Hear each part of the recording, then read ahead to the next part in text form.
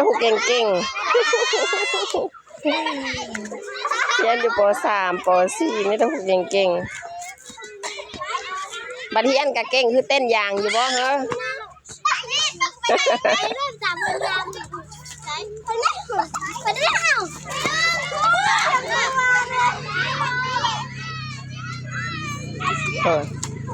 ลูกไผ่ข่อยแห้งเก่ง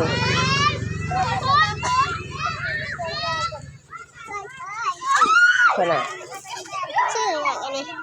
ชื่อเอวา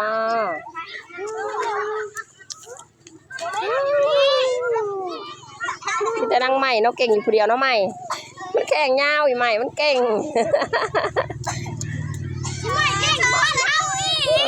แข่งมันยาวเบิ่งว่าอันนี้ไทยมันไทยหมู่บ่คือไปลายเถื่อแท้4 คน4 เถื่อ3 คนเก่งเนาะ